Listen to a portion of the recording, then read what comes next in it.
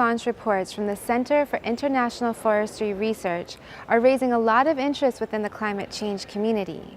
According to their expert modeling, their maps show potentially up to 3 times the amount of peatlands in the tropics than previously reported. Up till now, the incredible carbon storage potential in peatlands for both mitigation and adaptation has not been fully recognized or valued. Peatlands cover only 3 to 5% of the Earth's surface, yet store nearly 1/3 of its carbon. Peat is made up of partially decomposed plant material, and all plant material is roughly 50% carbon. And as this vegetation falls into, dies and senesces and falls into the water keeps the air from getting to it. That's why when we drain the peatlands and take that water out, it loses buoyancy, it subsides, and then we get a layer on the top of the surface that has no water in it, and then the microbial decomposition can continue. And that's how we get the carbon emissions associated with that. We have developed a new special explicit map of peat location, extent, and depth for the tropics. It's a highly spatial explicit 250-meter resolution, hydrologically and geomorphological prediction of where the peats in the tropics will be expected to occur. We see a bias in our understanding of where current tropical are located towards Southeast Asia and Indonesia. And what the map is suggesting is that there is much more tropical peat located in Africa and in South America, in particular Brazil, being the hoster of the larger amounts of peat. Is about 1/4 of the world's carbon in tropical peat is in the Central Congo Basin.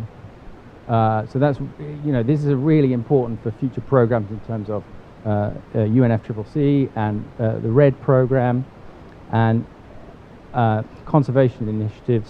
About 20% of the peatland is already covered in allocations for logging permits. Those pressures appear to be on the horizon. Okay, so what can the UN Framework Convention on Climate Change do? I've sort of grouped these into 3 areas. The first one is to improve reporting through national greenhouse gas inventories. The second thing I think the UN Convention can do is facilitate financial flows specifically to peatland emission abatement. And finally, facilitate information exchanges and sharing of information of experiences. We have the Thames, we have in-session workshops. It would be useful to set up a web portal for periodic submissions related to peatlands. And I think encouraging inclusion of peatlands in the AR5 that's IPCC is undertaking, and the special report on land use and land degradation that IPCC is taking. Yeah, it's interesting development now. Countries already submitted their nationally determined contribution, NDC, and some countries already included peat in it, but some do not because they do not know exactly what's the role of this particular ecosystem they have. So in the next round of the NDC, I think it's important to consider including peatland in the NDC. The Global Peatland Initiative, launched in Marrakesh at COP22, is bringing together top experts and institutions. Assessments from the European Space Agency satellite help to improve mapping so that the initiative can advance on awareness-raising tools. We see this as a mitigation potential for implementing responsible and sustainable management of peatlands. We are supporting the development of open source toolboxes, no license, open source, freely available for all and everybody.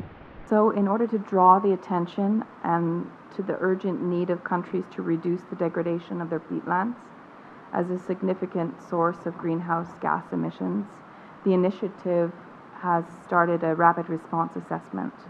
The purpose of the rapid assessment is to raise awareness about the threat of peatland loss, to identify problem areas or global hotspots, including information on the extent, depth, carbon stocks of peatlands.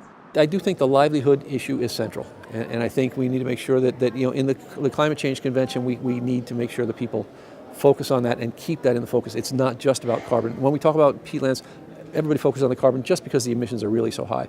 But we have to remember people are living in these landscapes. They need to be able to meet their economic needs. They need to be able to provide for their children, their families. So if we bring this all together, I think we can find rational solutions. The side event that we just had today, there were people from Africa, from Latin America, from Southeast Asia, from Europe, from North America. We're all there and talking about their experiences with peatlands. Just that sharing and coming together and saying, oh, well, in our region, this is how it is. In our region, that's how it is. It sort of creates this awareness that there are other lessons that can be learned from other places, and maybe we can find some innovations elsewhere that we can adapt, not necessarily transplant whole, lock, stock, and barrel, but adapt to our situations and find ways forward for us. So if others have done it someplace, maybe we can do it here as well.